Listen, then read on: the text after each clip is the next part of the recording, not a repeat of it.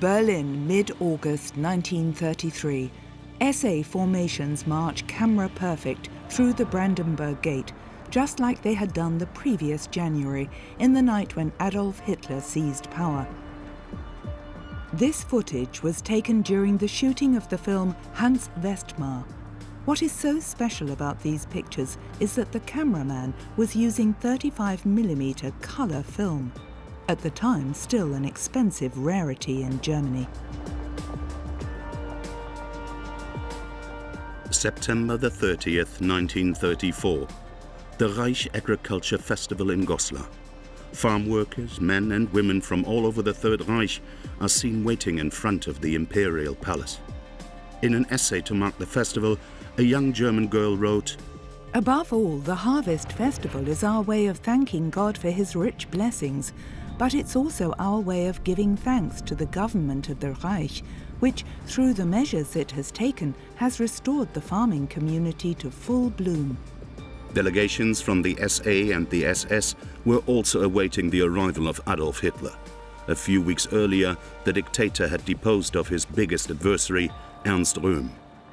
Now, following the death of President of the Reich, Paul von Hindenburg, Hitler was leader and imperial chancellor of the German nation. Director Kurt Waschneck, a pioneer of filming in color, had chosen this day to shoot one of the first cultural films using the new two-color film material as it was known. The result still left something to be desired. In Goslar, a guard of honor from the army of the Reich was present to welcome its new commander-in-chief.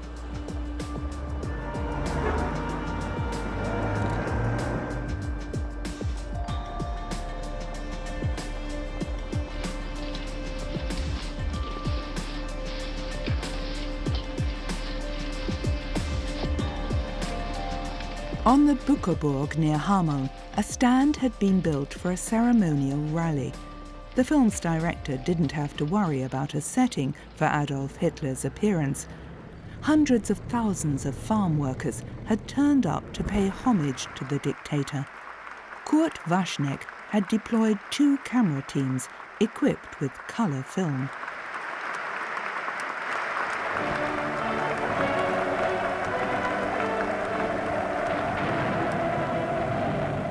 After the film was presented to the press in December 1934, one critic saw the report as an experiment that could not stand up to comparison with nature.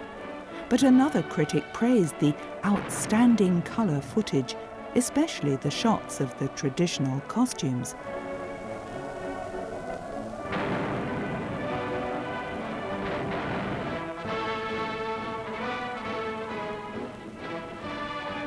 Swiss journalist Konrad Warner described the propaganda spectacle on the Buckerburg in a factual report written in 1944. As they awaited the arrival of Hitler and his retinue, people were filled with excitement and anticipation. Then, as a convoy of cars approached on the plain below, thousands upon thousands of voices shouted out, "Heil!" The sound hurtling down the slope like a hurricane towards the man who knew how to hold the German nation in thrall. Hitler could only make slow progress through the crowd. He was flanked on both sides by countrywomen in their pretty traditional costumes, who were pushing forward to see him, clutch his hand, and look into his blue eyes. The enthusiasm of thousands of people constantly shouting Heil stirred each individual into a frenzy, which increased the impact of this man's personality even more. The unmistakable shortcomings of the colour film process made it unlikely that Waschneck's report would ever be shown in German cinemas.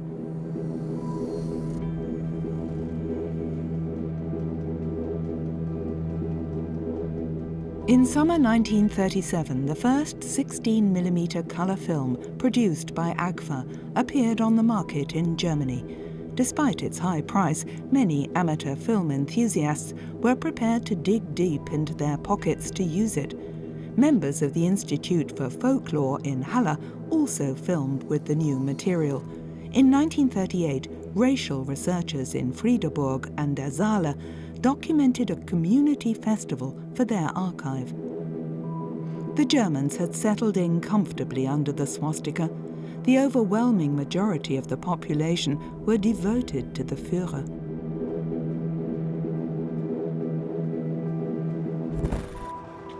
Film enthusiasts throughout the Third Reich began using color film. When he wasn't at work in his bakehouse, Hamburg master pastry chef Kurt Lehfeld was out and about shooting footage of his hometown. Lehfeld preferred the products manufactured in America. In 1935, the Kodak company developed color film, which it also marketed in Germany. From May to September 1938, Lehfeld documented life and work in Hamburg's famous warehouse district and in its port.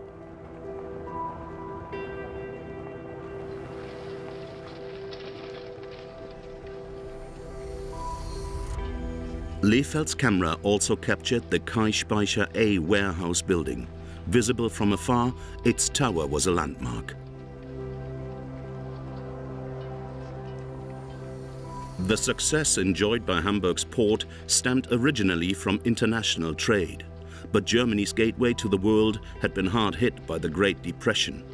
A large proportion of Hamburg's merchant fleet had to be decommissioned. In its dockyards, workers were laid off on a huge scale.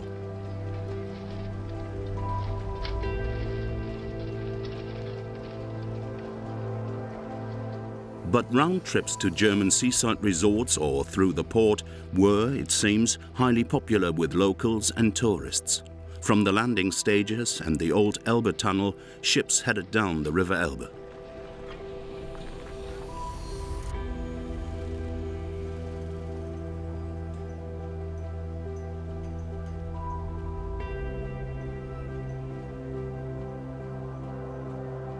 Also captured on the film taken by Lehfeld are pictures of the Wilhelm Gustloff, a luxurious cruise liner which was intended to symbolize the classless nature of Nazi society. Strength Through Joy was not an organization for Nazi bigwigs, but the party expected anyone who was allowed to sail to Norway for a week to behave appropriately. Through work procurement measures financed with credit and through contracts awarded by the Senate, the Nazis had succeeded in reducing unemployment. Thanks mainly to increasing rearmament contracts from the German Navy, the situation was also gradually improving in the port. By 1936, Hamburg's 6 major dockyards were again providing nearly 20,000 jobs. Lehfeld's film recordings are rare documents of a bygone age, when 1,300 mobile electric cranes and hundreds of stevedores unloaded goods from all over the world.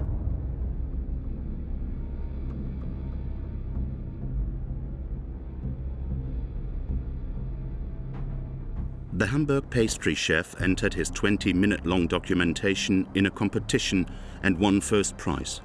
His footage portrayed many ships which today exist only in the memories of Hamburg's elderly citizens. Like the Monte Rosa, a liner which, in 1931, sailed on a regular schedule to the east coast of South America. The vessel normally carried cargo and passengers, but the Monte Rosa was also used for pleasure cruises.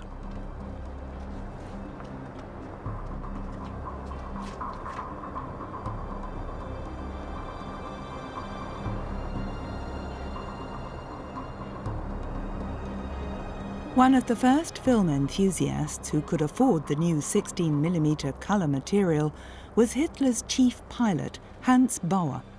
In Berlin on September the 27th, 1937, Bauer filmed the state visit of Italy's fascist leader, Benito Mussolini. In front of the Technical University, the Führer gave the Duce and his entourage a demonstration of Prussian traditions and showed his guests the results of German rearmament. Hans Bauer was allowed to film the spectacle from one of the rear rows on the VIP stand. After the demise of the Third Reich, these unique documents of Hitler's immediate environment were regarded as lost. It wasn't until 1988 that they were rediscovered in the estate of a former US soldier from Tennessee. As head of a translation unit of the American Secret Service in Munich, in 1945, Herbert Sankt Goar learned where Agfa color film footage taken by Hitler's pilot had been secretly buried. He secured it and took it back with him to Chattanooga. Displaying weaponry of all kinds, the parade lasted 3 hours.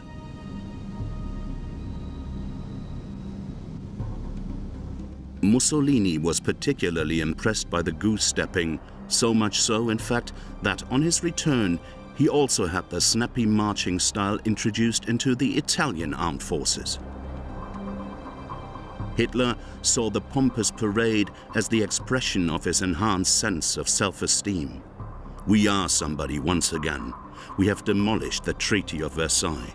We have the same arms as our adversaries. Perhaps ours are even better. That autumn in 1937, it wasn't only at home that the Third Reich demonstrated its regained strength.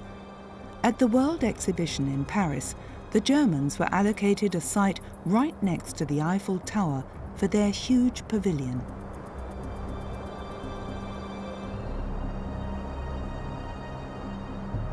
The Soviet Union had built its exhibition hall directly opposite. In terms of monumentality, the communist dictatorship was certainly on a par with Germany.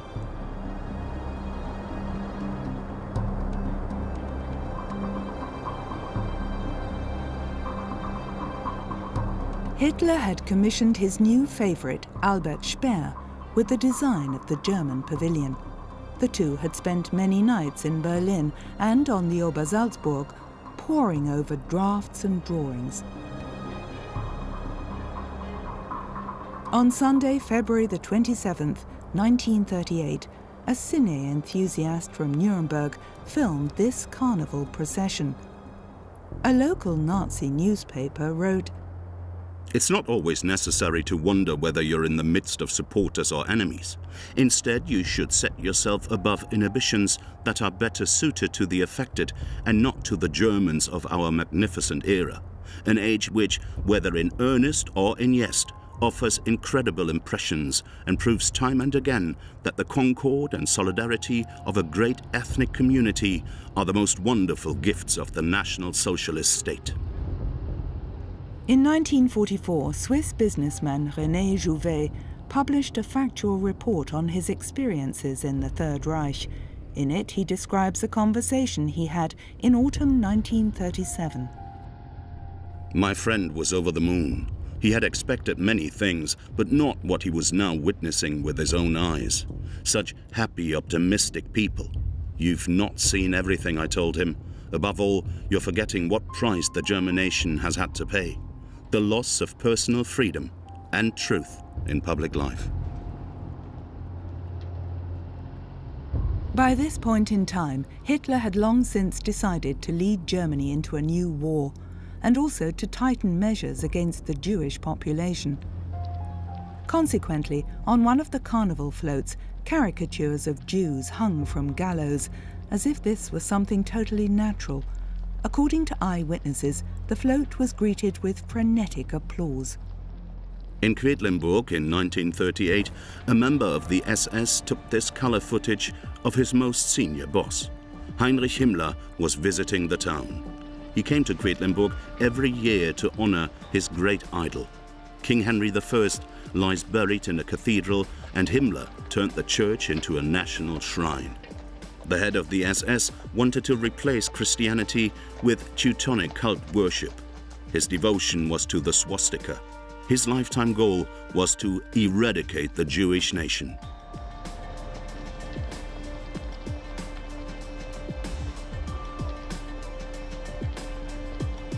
In early May 1938, Hitler's chief pilot, Hans Bauer, accompanied the Führer on a state visit to Italy. He documented his impressions of the trip in a short film, which he entitled Beautiful Italy. 6 months later, the censor approved it for public showing in the Third Reich.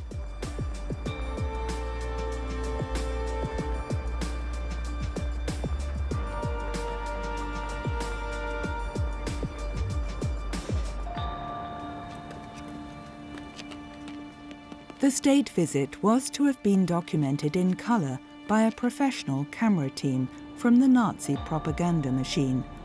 But problems with the optical filters made its footage unusable.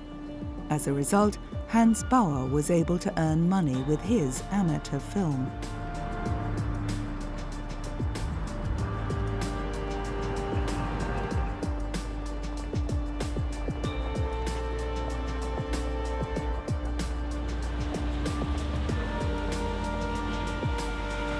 After the annexation of Austria in March, Hitler had expected Italian leader Benito Mussolini to give his approval for Germany to seize the Sudetenland. The Germans actually wanted to sign a written agreement with the Italians, but their hosts were hesitant and only relented when, in a public statement, Hitler declared the Brenner border to be the eternally valid border between Germany and Italy.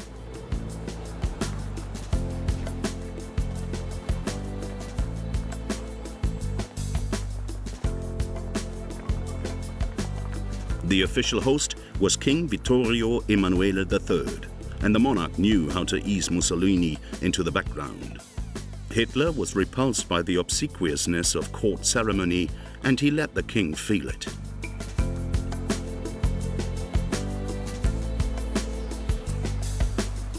On May 5, 1938, Hitler and his entourage were taken on an excursion to Naples, where they were given an enthusiastic reception. With his small camera, Hans Bauer filmed the sights of this city at the foot of Mount Vesuvius, which had donned itself in truly festive garb for its state visitors from the north.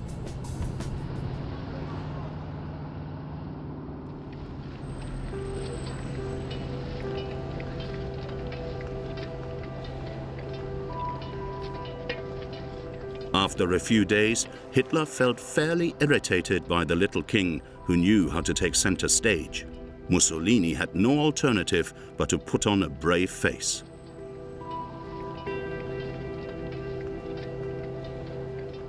To snub the royal family time and again, the Führer had his old friend come forward and walk alongside him.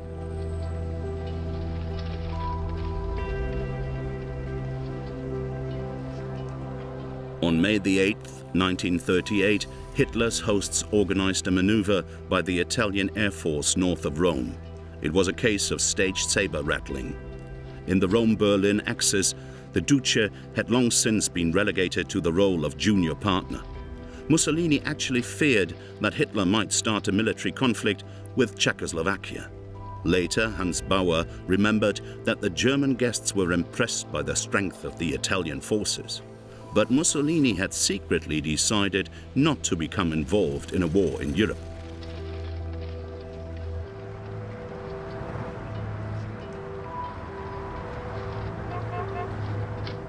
Hitler spent virtually all of August 1938 on the Obersalzberg. On the terrace of the Berghof, he studied plans for the Wehrmacht's invasion of Czechoslovakia. One frequent guest was Albert Speer. The little time the Führer allowed himself was often spent with his architect.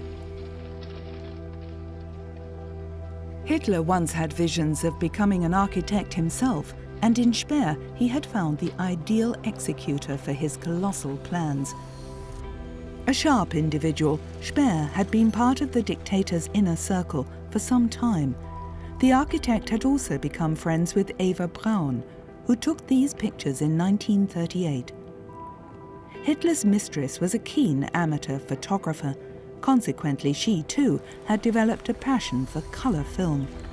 These pictures of the dictator should actually have been destroyed after her death, but in October 1945, they fell into the hands of the American Secret Service. As a result, what are probably the only uncensored pictures of Hitler's private life have been preserved in the National Archives in Washington. In his memoirs, Albert Speer would later claim that the Berghof Society merely engaged in small talk and killed time waiting for the master of the house to arrive. But this, it seems, was just an attempt to cover himself and play down his own involvement in the crimes committed by the Nazi regime.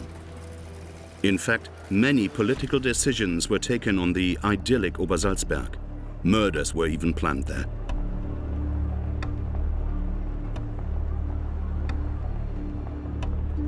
At this time, peace in Europe was hanging by a thread. Hitler wanted war, but the major powers of Britain and France were not yet prepared to engage in hostilities. So, with Mussolini's help and far-reaching concessions, in Munich they forced the dictator to the negotiating table.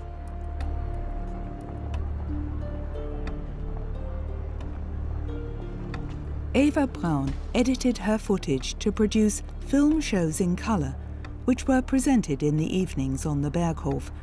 When Hitler was not staying on the Obersalzberg, his mistress liked to make trips to Bavaria's lakes. Accompanied by her parents, friends and relatives, the athletic 26-year-old was the centre of attention.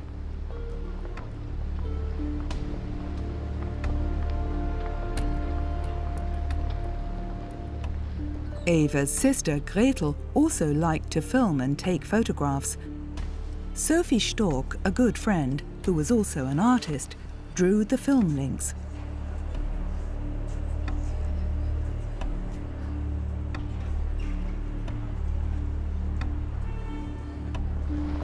The Germans had no idea that Hitler had a mistress. As a senior correspondent with Reuters news agency in Munich, Ernest Pope had particularly good contacts in the Bavarian capital, so in his book Munich Playground, he engaged in speculation. The buxom Evi Braun is Adolf's secret mistress. She was assistant to his photographer Heinrich Hoffmann. She cooks fine meals for him and serves him in every way you would expect from a German wife. There are rumors that the Führer has secretly married Evi, but I doubt that. German propaganda stresses that no mortal woman has the quality to become Frau Hitler.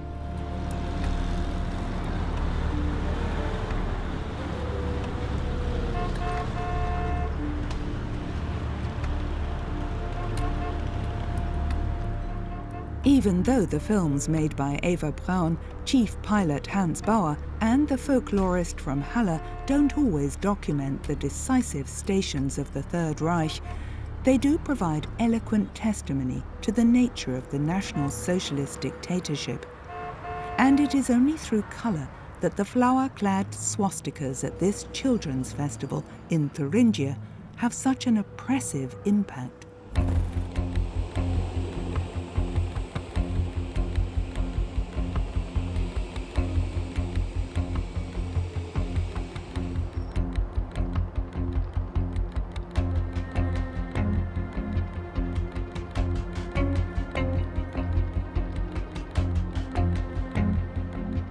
May the 1st, 1939. Berlin was festively decorated for Labor Day. Only 6 years had passed since the Nazis declared May the 1st a national holiday. A move designed to bind the German working class to it through National Socialist slogans and pretentious prophecies for the future, and one that had already proved successful. Berlin journalist Ruth Andreas Friedrich described such events in her diary. District leaders, factory representatives, block leaders, shop stewards, leaders from the Federation of German Girls and the Hitler Youth Organization, in fact all the state-appointed ideological controllers of the German people, ensure that only acolytes turn up to cheer on official occasions. Anyone who is politically unreliable, anyone who has roused even the slightest suspicion of being a naysayer, is to be kept away from such occasions. The yes-men know what is expected. They cheer spontaneously, at the right place and at the right time.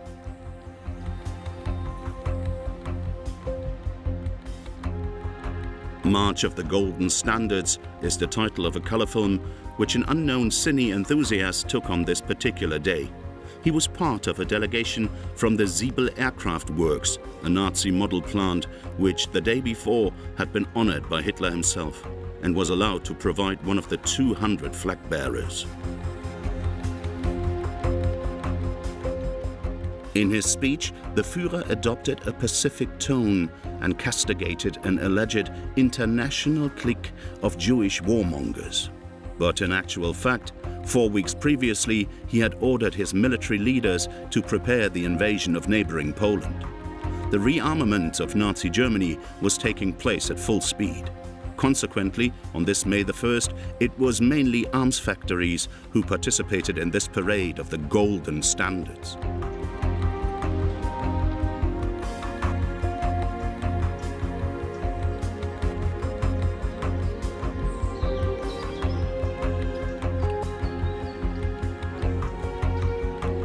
To the sound of appropriate marching music, the golden standard of the Siebel Aircraft Works in Halle was rolled up.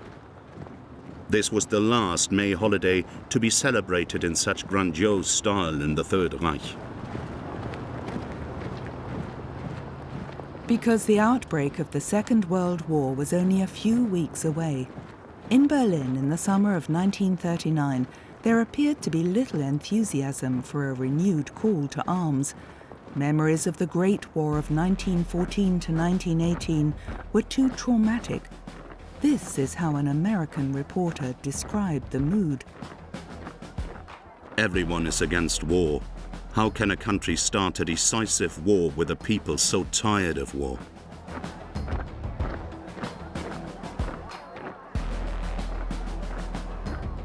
An internal note stated that faith in the Führer will now be put to the test more than ever before.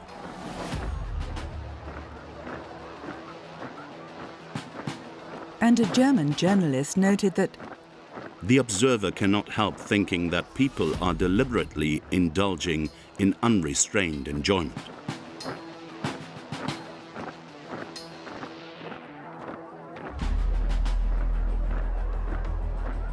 it was a dance on the volcano.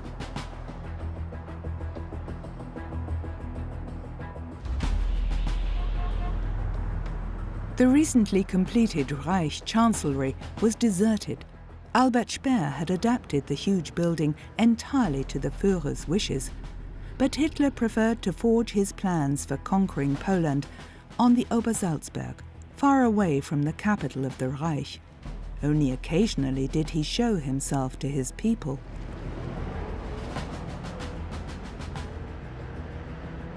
On July 16, 1939, the whole of Munich was dedicated to National Socialist creative activity. Hitler wanted the Day of German Art to be celebrated as a true festival of peace. The members of an amateur film club had been positioned at various points in the city to document all important events. The first item on the program for the morning was the laying of a wreath at the grave of architect Ludwig Trost.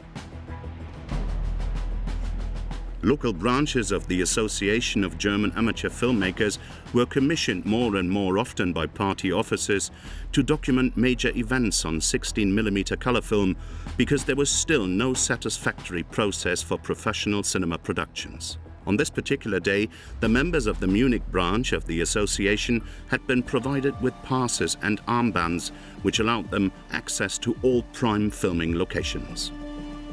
On the afternoon of July the 16th, anybody who was anybody in the Third Reich took their seat in the VIP stand to marvel at a 3-hour procession of live images from 2,000 years of German culture.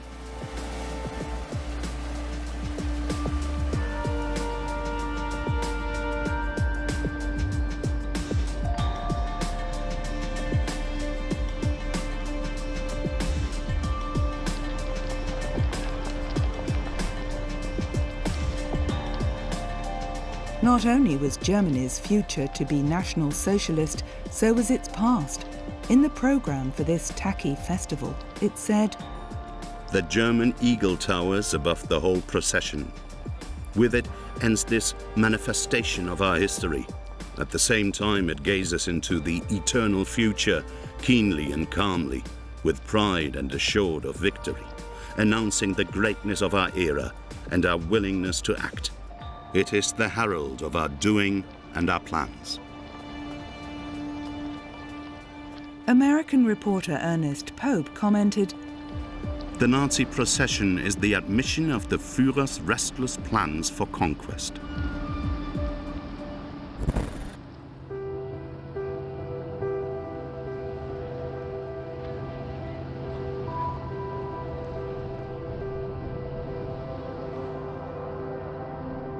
On the Obersalzberg, Eva Braun filmed Hitler in the pose of a resolute power politician.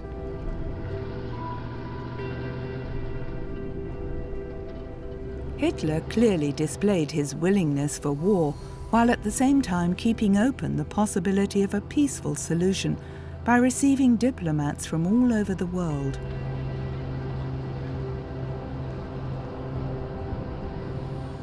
Like Khalid al-Hud, the special envoy of the King of Saudi Arabia, the Wahhabis had established an absolute monarchy on the Arabian Peninsula.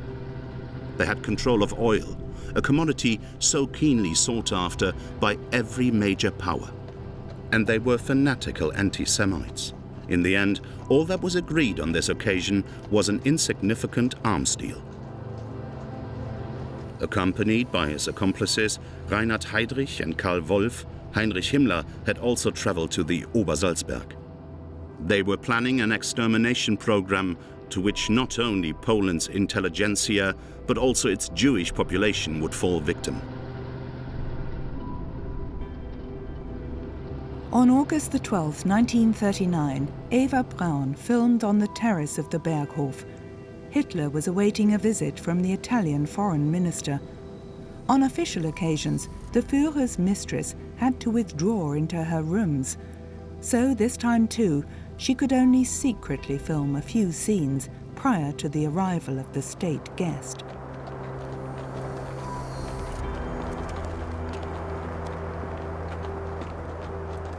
Count Ciano wanted to win over his ally for a new international conference, but the Führer was determined to defeat Poland militarily. Ciano's efforts were fruitless. This is how he described his meeting with Hitler. He has decided to attack, and he will attack. A march of the Federation of German Girls and the Hitler Youth in Offenburg on May the 19th, 1939. Here too, by now, the Second World War was not far off. Paul Stober, who had been documenting everyday life in his hometown ever since 1928, filmed the Nazi Party's local annual conference in the Baden district in colour. Among the town's dignitaries was publisher Franz Burda. As early as 1933, in his popular radio magazine Syrag, he had already stated that in its thoughts, desires and acts, the Syrag has always been solidly German and patriotic, nationalist and socialist. The spirit of the new age is alive in it. No Jewish capital has been invested in the printing house, nor are any of the company's contributors or employees Jewish. The highlight of the event was the address by district leader Karl Rombach. Since 1936, Offenburg had been a garrison town. Accordingly, local military leaders also presented themselves in parade uniforms as part of National Socialist Society. On September the 8th, 1939, a loudspeaker vehicle announced news of the Wehrmacht successes in Poland. The Offenburger Tagesblatt also printed special reports from the Army's Supreme Command. The Germans couldn't believe that their fathers, husbands and sons were sweeping through Poland so quickly.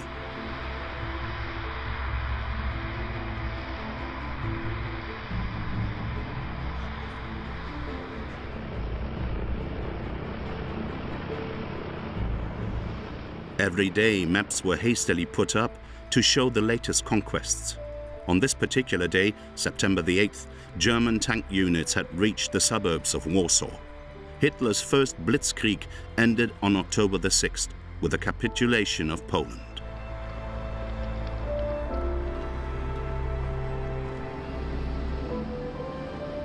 Johannes Bliesener owned a photography shop in Korbach in Hesse. Time and again during the Second World War, he filmed events in his hometown. Later he edited them to produce Korbach in the War, a film which shows rare footage of life in a small town during the Third Reich. On March the 22nd, 1940, the National Socialist Public Welfare Organization in Korbach invited people to come for pea and bacon soup on Adolf Hitler Square. With food rationing in place, such occasions ensured that the poorer levels of society also got to enjoy a cheap, hot meal. Paramount, however, was the Nazi leadership's intention to promote communal solidarity along the lines of socialism in practice.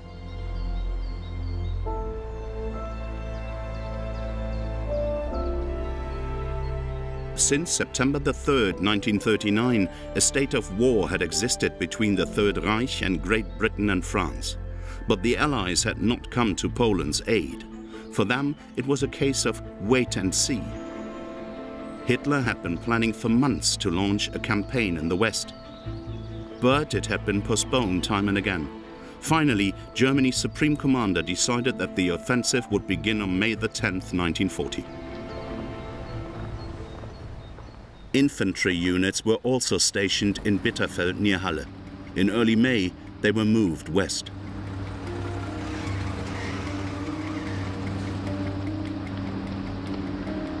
They were to invade the neutral countries of Belgium, Luxembourg and the Netherlands, while German tank units headed through the Ardennes towards France.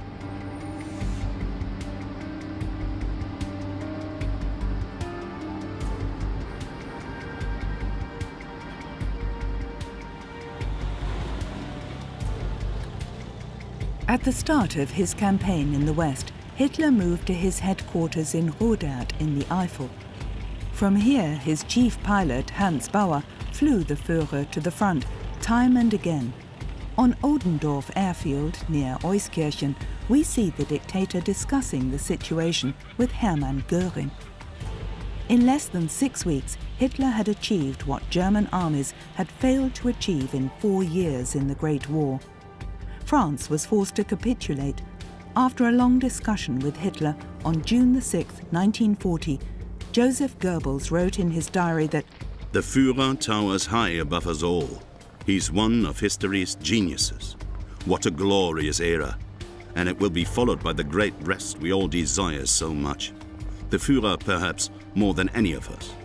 Then we shall build the new Europe. After the war, we shall soon deal with the Jews.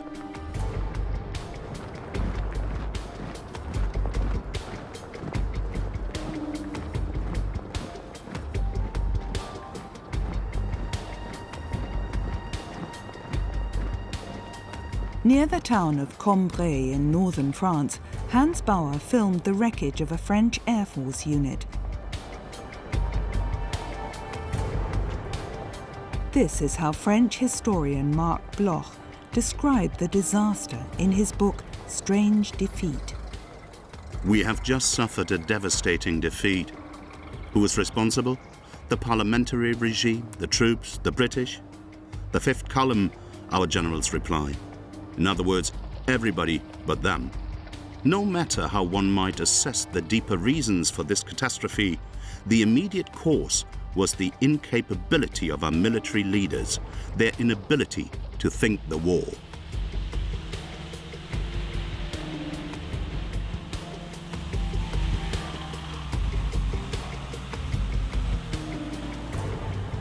On June 2nd, 1940, the leadership of the German Luftwaffe was waiting at Neergnies airfield for the arrival of the Führer.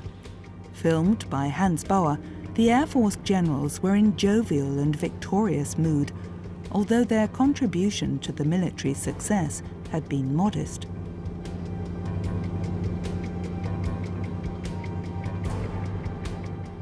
German troops wounded in battle were quickly flown in to form the backdrop to a special ceremony.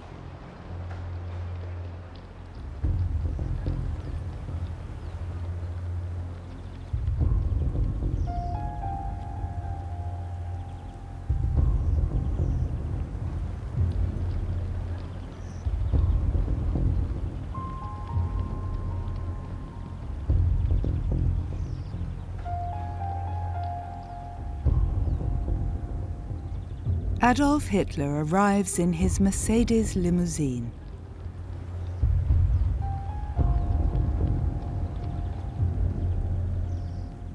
While the commander-in-chief is greeting his troops, 150 kilometers away in Dunkirk, the last of 330,000 British and French soldiers are being evacuated across the English Channel. Exactly 4 years later, they will return to free France from the German yoke.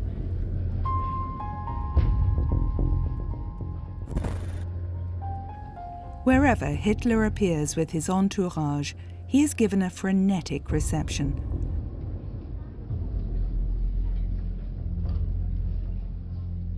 The dictator is at the zenith of his power.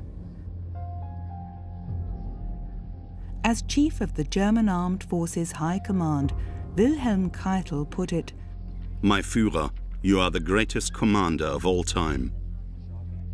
Comments like that earned Keitel the reputation of being the Führer's lackey. In his memoirs, Chief Pilot Hans Bauer commented on Hitler's visits to the troops in France.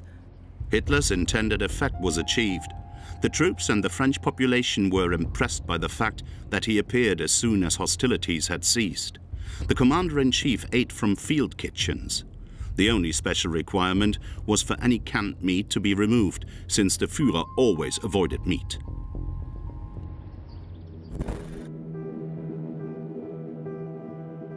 Naturally, people back home in Germany didn't get to see such scenes. Even the camera teams of the weekly newsreel rarely had the chance to observe Hitler like this. With the exception of Eva Braun's private films, the films taken by Hans Bauer are the only footage which shows the dictator from close up, unedited and uncensored.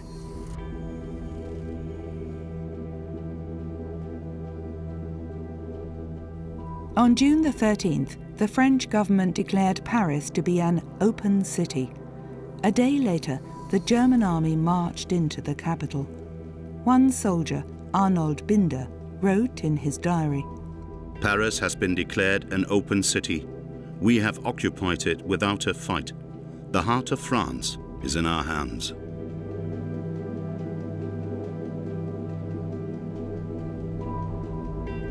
On June the 23rd, 1940, Adolf Hitler visited the defeated French capital. Chief pilot Hans Bauer had flown the dictator to Le Bourget at 5 a.m. and was allowed to accompany him on a tour of the city. Once again, he used 16mm color film to document the bizarre sightseeing trip. Alongside Hitler on the observation platform on the Trocadero were sculptor Arno Breker and architects Hermann Giesler and Albert Speer. Later in his memoirs, Speer described the dictator's reaction. "Wasn't Paris beautiful? But Berlin must become even more beautiful. In the past, I often wondered whether Paris shouldn't be destroyed. But when we're finished in Berlin, Paris will be a mere shadow. So why should we destroy it?"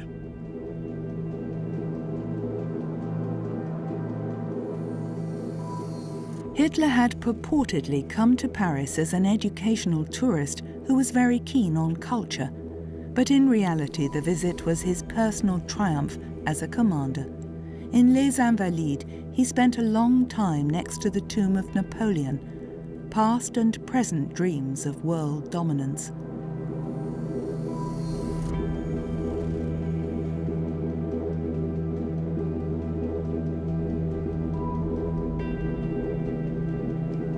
Finally, a visit to the Panthéon, France's Hall of Fame. The dictator's lifelong dream had been fulfilled, at least for the time being. 5 years later, the French would celebrate victory by dancing in the streets, and Berlin would lie in ruins.